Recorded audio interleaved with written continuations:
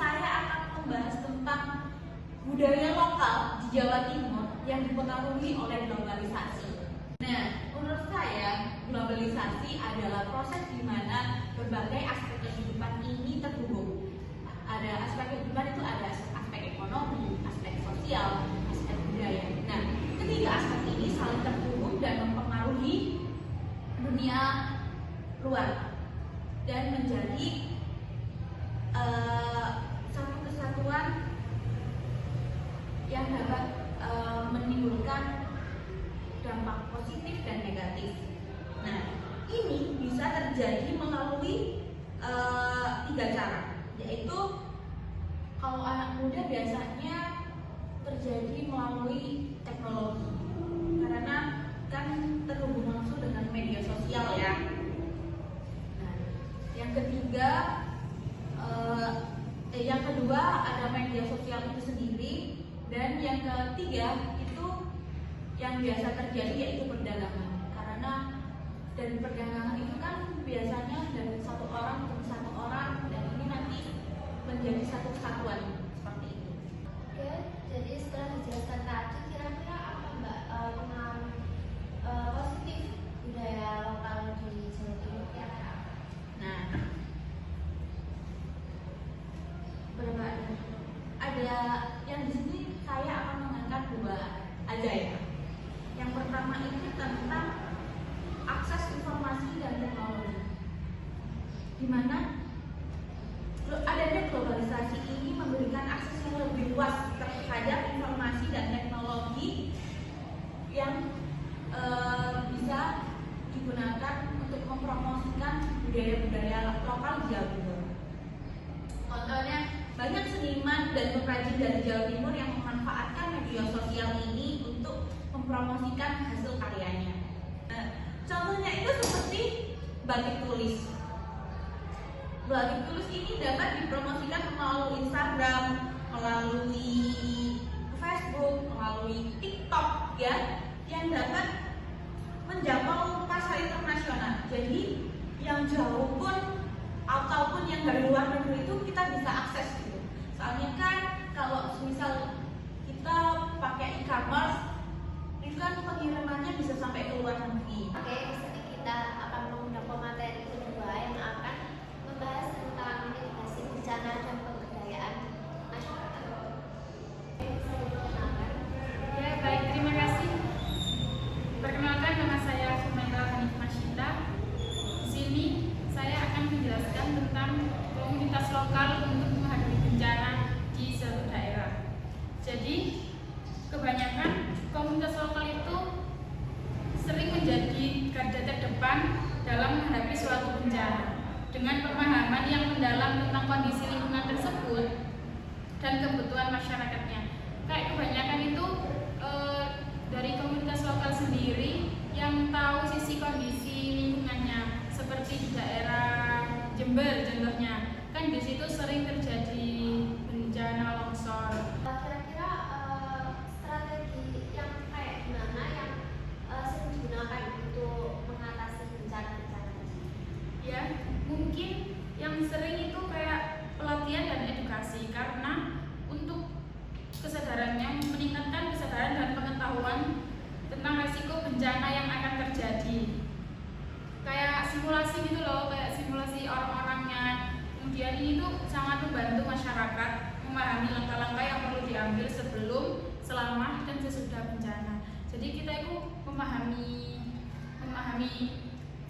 bencana yang sering terjadi di sini, dan ya kita merencanakan simulasi seperti tadi yang saya ucapkan, merencanakan untuk menyiapkan konsumsinya, menyiapkan pengungsiannya, dan lain-lain. Kemudian ada juga yang seperti partisipasi masyarakat, masih terlibat yaitu dalam perencanaan dan pengambilan keperluan pokok. Ya, seperti itu yang akan mungkin sering terjadi di Jawa Timur ini. Gak hanya di Jember, ada juga di daerah-daerah lain yang mungkin datarannya tinggi. Seperti terjadi sesuatu di Jember, di daerah Jember, kan di situ sering terjadi bencana longsor di saat ketika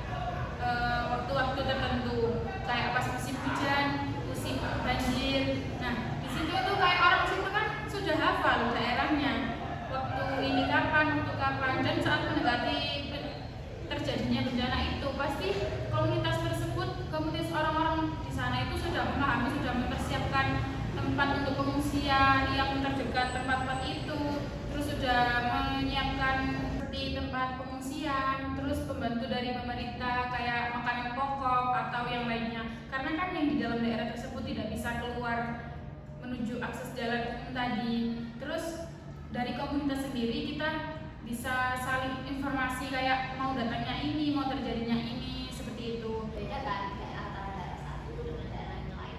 Nah, kira-kira boleh dijelaskan model-model mitigasi itu ada apa aja? Ya, jadi model-model mitigasi yang sering digunakan itu ada tiga model. Yang sering itu kayak sistem peringatannya, kemudian rencana kontingensi komunitas, dan yang ketiga infrastruktur tahan bencana. Seperti kayak sistem peringatan itu sistem yang dapat memberikan informasi secara cepat tentang potensi bencana yang akan terjadi, seperti gempa atau banjir dan tanah longsor itu di tempat daerah itu.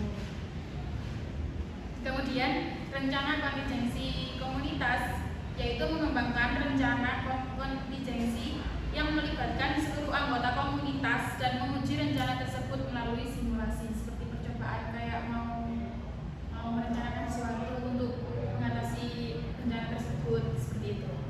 Kemudian infrastruktur tahan bencana, yaitu membangun tempat yang tahan terhadap bencana yang digunakan seperti yang tadi saya jelaskan untuk pengungsian orang-orang yang terlibat bencana.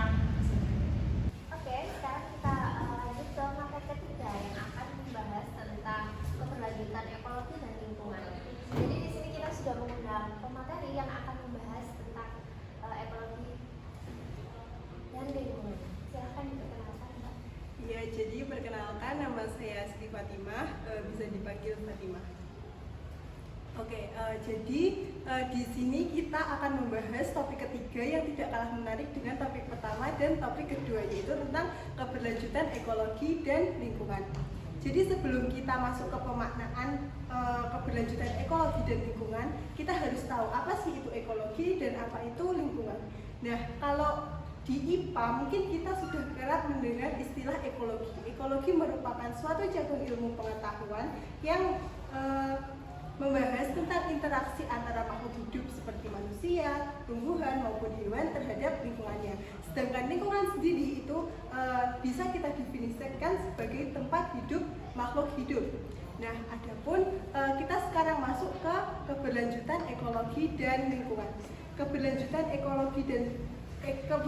ekologi sendiri itu mengacu pada upaya pemulihan serta pemeliharaan ekosistem, di mana dapat upaya pemeliharaan dan pemulihan ini akan meningkatkan stabilitas serta menghindarkan dari kehancuran maupun kerusakan. Jadi seperti itu. Jadi pada hakikatnya upaya keberlanjutan itu membantu untuk memastikan bahwa ekosistem ini didukung secara memadai sehingga dapat digunakan dalam waktu jangka panjang, seperti itu, Mbak. Oke, terus kira-kira tantangan tentang keberlanjutan lingkungan ini apa sih? Oke, jadi untuk tantangan keberlanjutannya itu saya memilih Kota Surabaya. Kenapa kok saya memilih Kota Surabaya? Karena seperti yang kita ketahui bahwa Kota Surabaya merupakan kota metropolitan, di mana di Kota Surabaya tersebut penduduknya itu kan sangat padat. Oleh karena itu, dengan penduduk yang sangat padat ini, tentunya Kota Surabaya sebagai kota metropolitan itu memiliki tantangan tersendiri tentang keberlanjutan, yang mana tantangan keberlanjutan ini sangat memengaruhi kualitas hidup masyarakatnya. Nah, apa sih tantangan keberlanjutan yang dihadapi Surabaya? Yang pertama itu ada polusi udara. Di Surabaya kan sebagai kota metropolitan, Surabaya kan sering dijadikan kota tujuan oleh orang-orang, baik untuk bekerja maupun untuk kuliah, seperti mahasiswa-mahasiswa baik yang di Jawa maupun di luar Jawa. Nah, tentunya dengan peningkatan jumlah penduduk di Surabaya sendiri itu dalam beraktivitas orang-orang kan akan menggunakan kendaraan. Nah, untuk menunjukkan aktivitasnya tersebut, baik kendaraan pribadi maupun kendaraan umum. Kendaraan pribadinya bisa berupa motor maupun mobil. Nah, dengan peningkatan jumlah penduduk akan memengaruhi peningkatan jumlah kendaraan yang beredar. Nah, peningkatan jumlah kendaraan yang beredar ini akan memengaruhi tingkat polutan di kota Surabaya tersebut. Jadi kualitas udara kotor yang dihasilkan oleh kendaraan bermotor itu lebih banyak dibanding dengan yang ada di desa. Kemudian tantangan keberlanjutan yang kedua yaitu tentang masalah sampah. Jadi menurut yang saya cari-cari informasinya, penduduk di kota Surabaya itu sekitar 3 jutaan. Nah, tentunya dengan orang-orang sebanyak itu, maka mereka akan menghasilkan sampah. Benar. Nah, sampah yang mereka hasilkan itu meliputi sampah rumah tangga maupun sampah industri. Kan di Surabaya juga ada industri-industri besar. Ada kerusakan ekosistem. Nah, kan tentunya dengan jumlah penduduk yang semakin banyak tersebut, kan banyak daerah maupun lahan-lahan hijau di Surabaya itu dialihfungsikan menjadi pemukiman maupun tempat perindustrian. Nah, tentunya dengan alih fungsi lahan itu secara langsung daerah resapan air di Surabaya kan itu berkurang. Nah, jadi seperti itu tantangan yang dihadapi di Surabaya. Oke, demikian perbincangan kita kali ini di podcast Suara Seru. You didn't have to cut me off. Like that. I can never.